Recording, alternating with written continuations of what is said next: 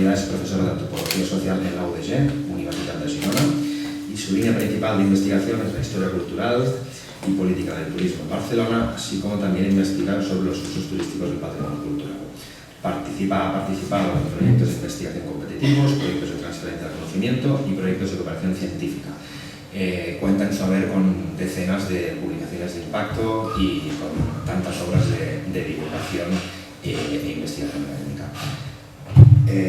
Saida nos va a hablar sobre un campo de estudio que lleva desarrollando desde los últimos años, que no tiene tanto que ver con la memoria a la que estamos acostumbrados a escucharnos, sino un poco de aquellos elementos que son un poco más transgresores, por cuanto no, digamos que sería la memoria divergente a la que estamos acostumbrados a trabajar los que trabajamos en el campo de los derechos humanos y similares.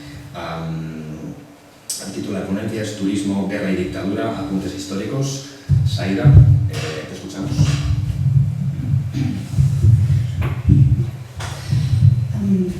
Vale, pues buenos días, muchas gracias por la invitación y bueno, es para mí un enorme placer y sobre todo un enorme reto formar parte de este ambicioso foro cuyo objetivo es explorar la compleja relación entre turismo y memoria.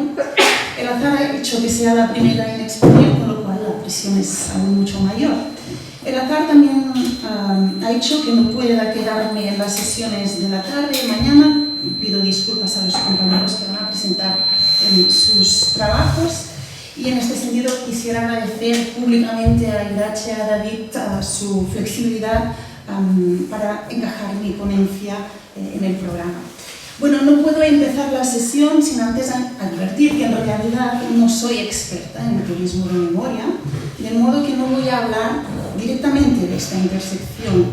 Si de algo, digamos, me considero conocedora es de historia cultural del turismo moderno, siglo XX, así que voy a poner el foco en esta cuestión para poder vertebrar una reflexión sobre los usos políticos del turismo y la creación y ocultación de memoria en distintos contextos históricos. De hecho, voy a centrarme en tres contextos históricos específicos para reflexionar sobre ese control político del turismo y su capacidad para generar, poliquidar, ocultar memorias. Si me lo permiten, voy a leer la ponencia, siendo consciente que así se pierde cierta frescura, pero se asegura disciplina. Bueno, voy a empezar con una primera reflexión inicial, libre y abierta sobre la dimensión política e ideológica del ocio, en tanto que fibra central de las movilidades turísticas históricas y contemporáneas. El ocio es, sin lugar a dudas, el germen de toda actividad turística. El ocio constituye la base del turismo moderno, pues en gran medida subyace en las motivaciones de los individuos que practican eso que llamamos turismo. De hecho, la relación entre ambas categorías es indiscutible, es indisociable, puesto que ocio y turismo se retroalimentan continuamente. La Organización Mundial del Turismo establece que el viaje turístico consiste en el desplazamiento de un individuo fuera de su lugar habitual de residencia por una durada superior a un día e inferior a un año, con fines de ocio profesionales o personales, siempre y cuando no sea para realizar una actividad remunerada. Hemos considerado tradicionalmente el ocio opuesto al mundo del trabajo, ocio versus negocio, el ocio entendido como conjunto de actividades no utilitarias e improductivas que se realizan en los tiempos no laborales. Hay aquí, creo, el primer nudo o un nudo importante de discusión, considerar el ocio como actividad no productiva. Esta idea ha permanecido tradicionalmente arraigada en nuestros imaginarios. El ocio, ¿no? Lo que hacemos cuando no estamos produciendo. Se trata en realidad de una idea clásica, de una noción que en parte proviene de la Grecia antigua, en la cual el ocio, skole, esta es la terminología, representaba este estado de liberación de la necesidad de trabajar. El ocio se relacionaba con la vida no material, con la sabiduría y la búsqueda de mejor calidad de vida, mientras que el no ocio implicaba cierta servidumbre a lo material. En el contexto de la primera y segunda industrialización se impone una división de los tiempos sociales en productivos y no productivos, de modo que el ocio y el trabajo conforman una dualidad: tiempo para producir, tiempo para descansar, para gozar. De hecho, la eclosión del turismo moderno, a principios del XX, desplaza estos valores clásicos del ocio racional, del ocio ligado a la formación, a la instrucción, e impone un modelo de ocio relacionado fundamentalmente con la distracción, la recreación, el goce. Veblen, quien fue uno de los primeros teóricos del ocio, advirtió que el ocio tenía una función social, pues contribuía a definir identidades, permitía a la burguesía, a quienes lo practicaban, mostrar públicamente sus privilegios y hacer también ostentación de su riqueza y disponibilidad de tiempo. Teóricos marxistas críticos con la sociedad del capital, de la ideología del trabajo, reivindicaron el ocio como derecho de las clases trabajadoras. Paul Lafargue, por ejemplo, en su obra El derecho a la pereza, juzgaba que la evolución de las sociedades no dependía de su capacidad de producción, sino de su calidad de vida, de la calidad de vida de los individuos.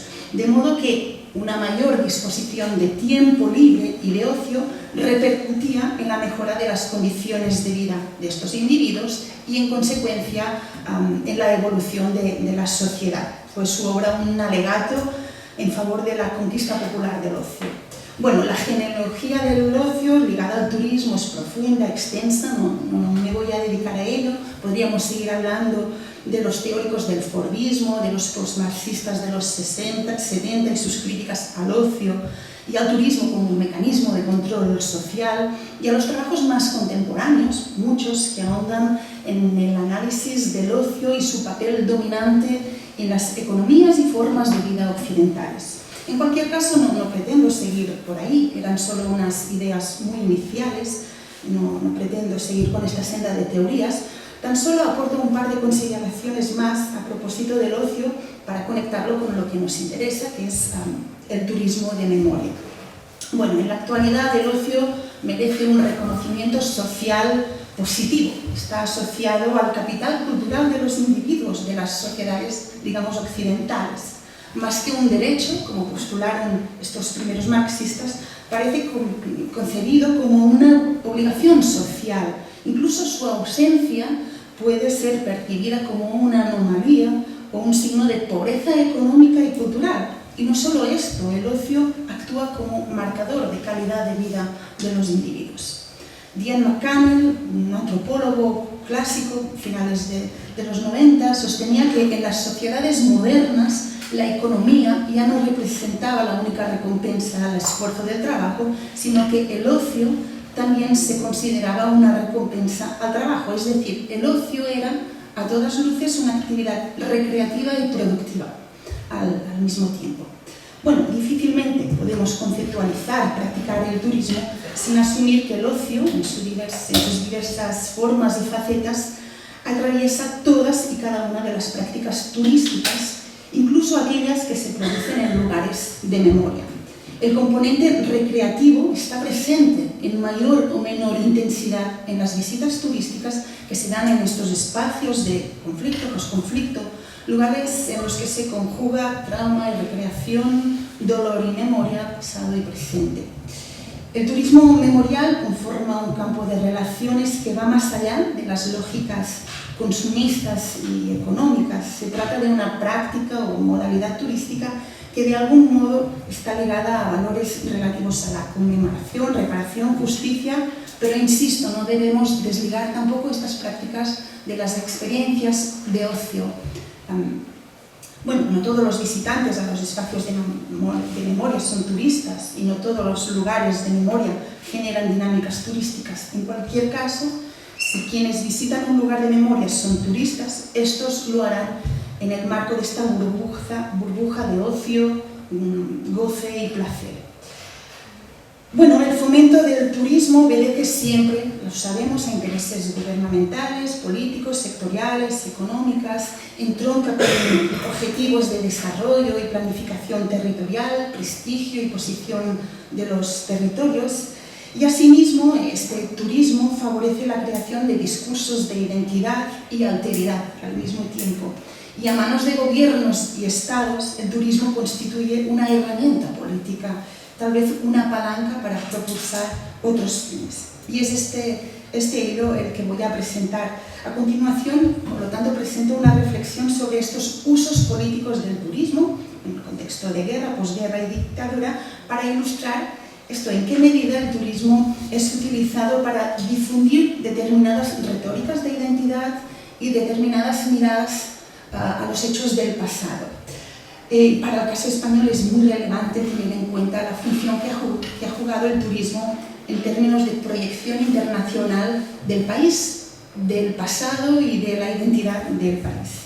Bueno, vamos avanzando. Bueno, las primeras experiencias de visitas turísticas en espacios relacionados con el conflicto se producen por primera vez en Francia durante este periodo de entreguerras. Esta cuestión ha sido estudiada, documentada por varios investigadores, entre los cuales Anne Herzog. Antiguos combatientes de guerra visitaban los lugares del conflicto y con el paso del tiempo estas visitas iban cobrando un sentido memorial, conmemorativo, e iban integrándose en las lógicas y rituales de la oferta turística organizada. Estas visitas fueron pública y políticamente organizadas por parte del Estado. El gobierno francés había creado en el 1910 la Oficina Nacional de Turismo, integrada en el Ministerio de Trabajos Públicos y Transportes, con el objetivo de promover la atracción de turistas en Francia. La actividad de dicha oficina había quedado paralizada, obviamente, durante la Gran Guerra, pero ya en el 17 se reorganiza con el fin de superar el trauma. Su actividad se fundamenta en estos momentos en tres pilares: promoción de la industria hotelera, reorganización inmediata de las ex-zonas de guerra con el fin de convertirse en lugares de visita e intensificación de la propaganda hacia el extranjero. A manos del gobierno, por lo tanto, el turismo cumplía una función económica, social y al mismo tiempo política y diplomática.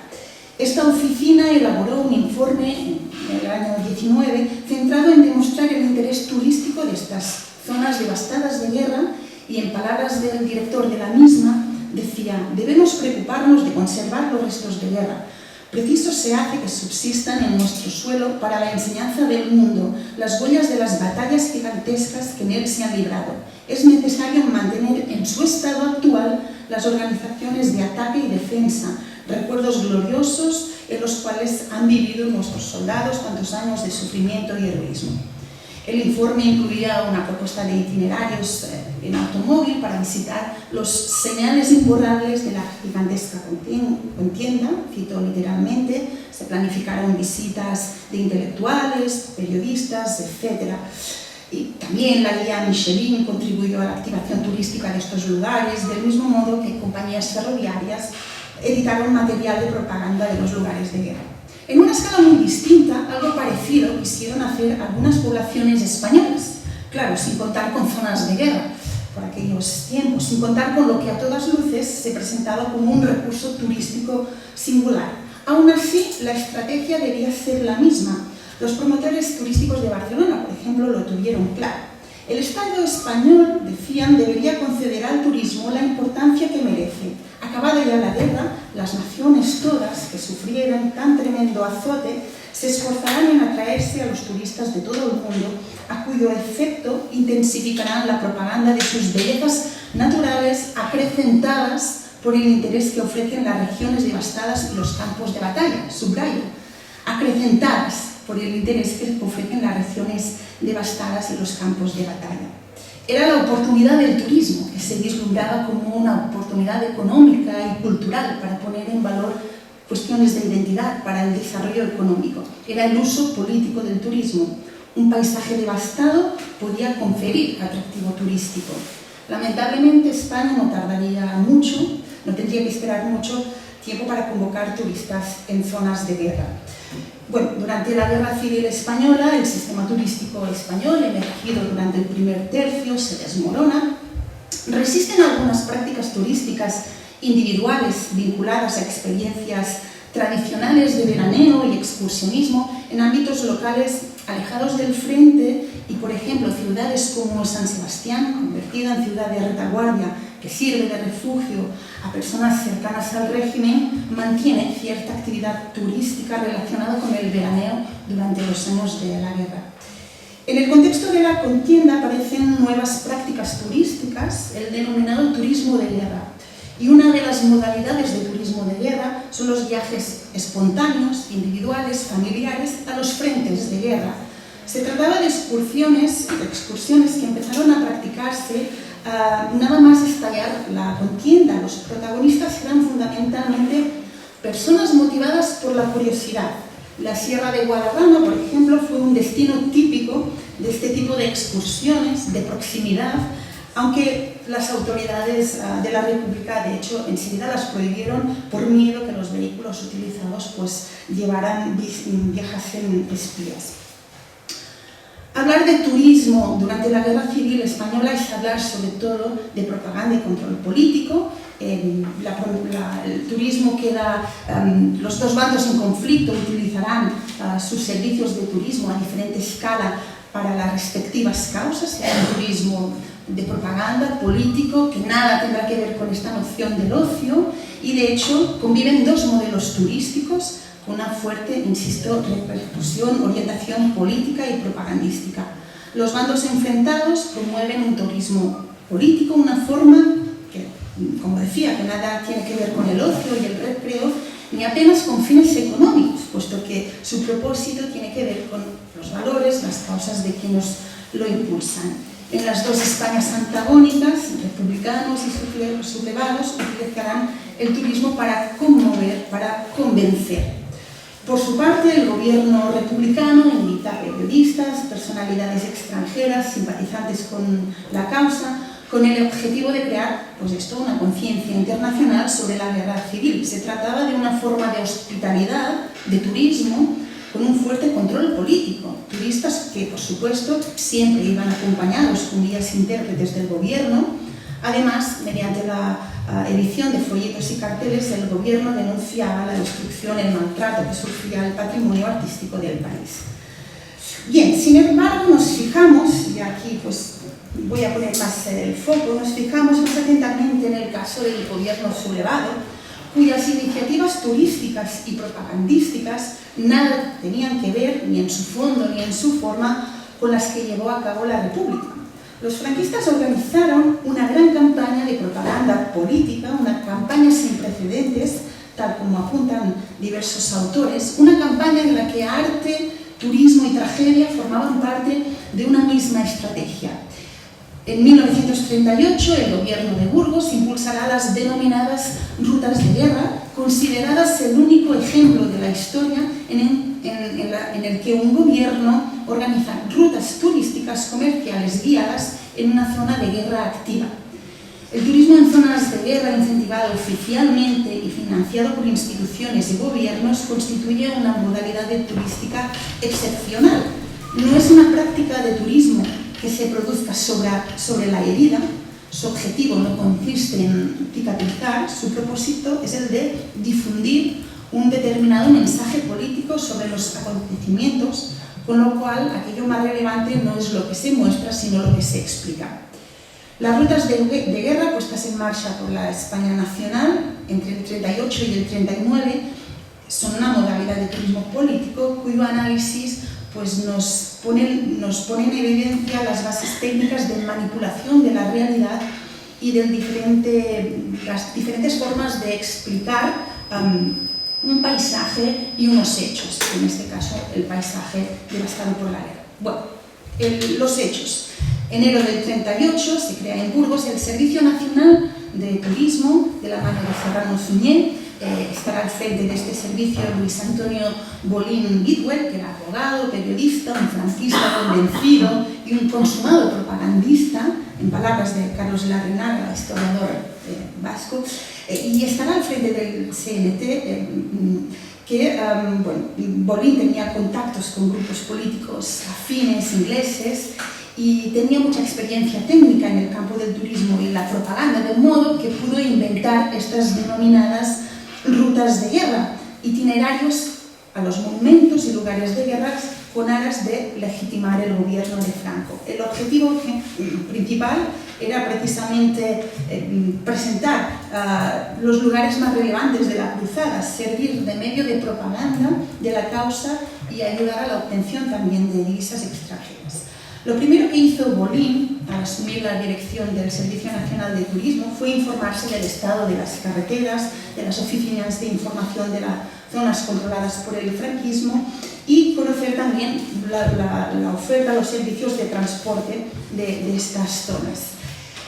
En consecuencia, trabajó para adaptar algunas carreteras de la zona nacional para facilitar la circulación de turistas extranjeros y españoles para que pudieran observar, cito textualmente, la tranquilidad y el orden de las regiones recién conquistadas por nuestras armas.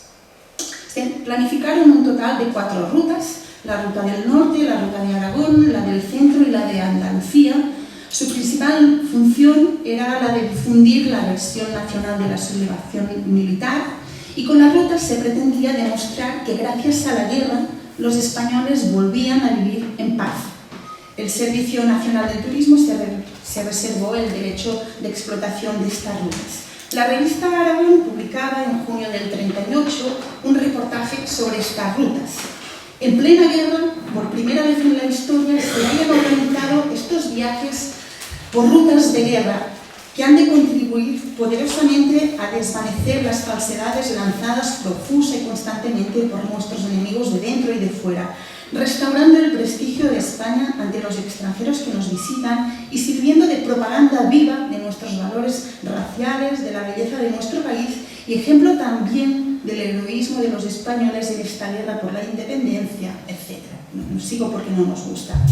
Para llevar a cabo las excursiones, pensadas todas ellas por carreteras, se compraron 20 autobuses a Estados Unidos que desembarcaron en Bilbao el 26 de junio del 38 y para ello fue necesario pedir un crédito de más de 1 millón de pesetas, con lo cual era considerable el esfuerzo económico, político, propagandístico asociado a las rutas de guerra. Bueno, el 1 de junio del 38 se inauguran los 2 itinerarios por el norte, incluidos en la ruta del norte con un recorrido de 1.000 y 1.500 kilómetros. Así el norte se convierte en el escaparate de una gran campaña en la que el turismo sirvió como pretexto para la evocación y apología de los fundamentos del régimen. Los circuitos iban acompañados por intérpretes especializados que proporcionaban información de los lugares y el curso de la guerra. Todos los guías pertenecían a la Falange. Se editó material promocional, folletos, carteles que se exhibían en los escaparates de agencias internacionales especializadas. Las fotografías mostraban la reconstrucción, por ejemplo, de puentes, edificios, la alegría del pueblo al paso de las tropas nacionales, así como fotos del general Franco. Por tanto, mostraban una visión positiva de un territorio en guerra. Consta que muchas agencias extranjeras mostraron interés en dichas rutas, si bien los mercados preferentes eran Alemania, Italia o Portugal, consta que estos países no fueron precisamente los más interesados en las rutas de guerra y por el contrario, algunos mercados hostiles como Francia, Inglaterra, Bélgica y Holanda sí mandaron a muchos turistas en las rutas de guerra promovidas por la España sublevada. Los usuarios quedaban restringidos, sujetos a una normativa muy estricta, entre las cuales no poder entrar ni sacar máquinas fotográficas del país, si bien les era permitido comprar fotografías. También quedaba prohibido entrar y sacar mapas de la España nacional. Bueno, las rutas tuvieron éxito, pero también tuvieron muchas críticas por las malas condiciones, obviamente, de los itinerarios. La ruta de Andalucía, por ejemplo, recibió muchas quejas por el calor, por el mal estado de los servicios, las carreteras. Por cierto, las rutas de Aragón y del centro nunca fueron puestas en marcha. Por lo tanto, solo funciona la del norte y la de Andalucía. A los 18 meses de la puesta en marcha de estas dos rutas, se habían recorrido 250.000 kilómetros, se habían transportado más de 8.000 pasajeros, turistas extranjeros, y se habían abonado facturas a hoteles por valor de casi $500.000 de pesetas. Por lo tanto, el Estado tuvo beneficios económicos y políticos con relación a estas rutas. Bueno, lo que buscaban los promotores de las rutas era, obviamente, generar una opinión, un apoyo, la adhesión a una causa y el odio a otra. Se trataba de actuar en los sentimientos e ideologías de los visitantes extranjeros. Los lugares que se visitaban eran testimonios de un presente trágico y, a su vez, pruebas de una victoria y de una recuperación. Fueron entonces las rutas de guerra una forma de hacer política mediante la exposición de un patrimonio, y fueron también una forma de utilizar el turismo, una práctica nacida de la modernidad e impulsada por el liberalismo por parte de un gobierno fascista. El turismo fue un instrumento útil para afianzar la causa del gobierno sublevado, un instrumento de política exterior. Presentar la causa de los insurrectos a turistas extranjeros contribuyó a dar forma a los mitos fundacionales del régimen. Bueno, esta inercia, voy a resumir con pocos minutos, esta inercia propagandística continuó vigente después de la guerra, de modo que la promoción de la actividad turística durante el contexto de la autarquía y el aislamiento internacional se inscribió en una misma estrategia fundamentalmente política e ideológica. Bien, tras la victoria de Franco, del turismo, lo que quedaba de él, siguió formando parte de este aparato propagandístico estatal. La recuperación de la España turística durante la posguerra fue lenta y se asoció escrupulosamente a los intereses del régimen. En 1939 el Servicio Nacional de Turismo se reconvirtió en Dirección General de Turismo. Las rutas de guerra continuaron activas durante un breve tiempo, se denominaron rutas nacionales. Pero sobre todo lo que quiero remarcar es que la política turística de la posguerra se inspira en los modelos totalitaristas de Italia y de Alemania, basados en convertir el turismo en un instrumento para afianzar el sentimiento nacional, mostrar las bondades de los gobiernos y movilizar a las masas a través de las vacaciones sociales. Por lo tanto, se regula el ocio, se regula el turismo en el marco de estos gobiernos fascistas para controlar los sentimientos y los imaginarios de la población. Y se crean pues, distintas estructuras en este sentido que vemos aquí proyectadas. Ya entrada el Fordismo, ya en los años 50, en los años 60, el turismo cobrará a manos del gobierno, del régimen, claramente un valor de ocultación y de negación de la memoria. Y encontrando, leyendo muchos folletos de propaganda, estos discursos oficiales del turismo, vemos claramente cómo se construye una mirada apolítica de la historia de España, una mirada crítica, y todo se disfraza pues, de placer. De algún modo el consumismo, el turismo, fue una forma de no ver la realidad, de no estimular la memoria. Los turistas que visitaron España durante el franquismo recordaban el sol y la playa, pero no veían la dictadura. Entonces estos relatos promovidos oficialmente por el régimen están destinados a fomentar esta mirada acrítica sobre las condiciones de vida, la dictadura de Franco.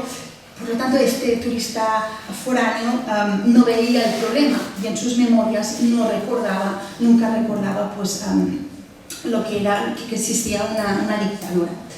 Los mercados emisores, los turistas durante el franquismo, no cuestionaron el régimen ni sus formas de interpretar la realidad española y por lo general asumieron una actitud de complacencia con Franco.